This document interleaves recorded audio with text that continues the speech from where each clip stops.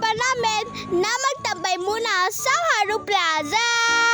At ilang segundo nga, nakasakay na kami ng jeep! Papuntang Japan! Hoy! Hindi ganon!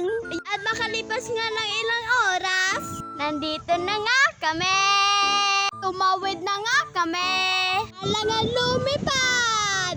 Hoy! Hindi ganon! At naglakad-lakad na kami nga pala dyan. At ayun nga, may nakita kaming playground. Pupunta nga na sana ako, galang madaming tao at bata. Ayun nga, sumaya nga ako dyan kasi wala akong magawa. Ang dami nga nakatambay dito sa plaza kahit gabi na. At sobrang ganda nga ng hangin dito, parang sarap matulog.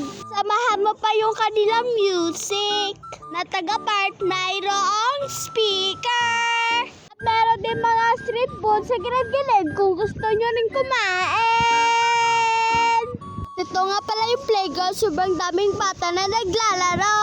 Hindi nga pala ako makalaro kasi sobrang daming bata, kaya bumili na lang ako ng pagkain ko.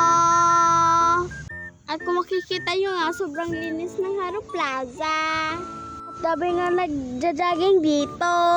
Dahil nga sobrang haba na kanilang park. Masarap din pala mag-jogging dito tuwing umaga, tuwing gabi.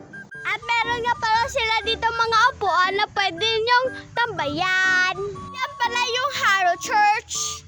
At dito nga pala yung mga street food sa gilid. Ayun, sobrang daming pagpilian. Nga pala yung binili kong siomai rice. Bale, 50 isa. Nga nilalagyan na nga ni ate ng siomai. Bumili na nga rin ako ng blue lemonade. Dito naman tayo sa pangalawang section. Bumili nga pala dito yung ate ko ng fishball. Dalawa yung binili niya, 10 isa. Nalagyan ni kuya ng sauce. Pagkatapos nga namin bumili, inalo kami ni kuya ng bracelet. Sabi daw ni kuya, ubusin na lang namin kasi 4 na lang yung natira. Ito nga yung bili namin, sobrang ganda. Hindi nga pala siya madali mapunit kasi gawa siya sa tela. At ayan nga, kaparehas kami ng ate ko. At pagkatapos nga pala dyan, dali-dali akong pumunta sa playground. Dahil wala na masyadong bata at tao.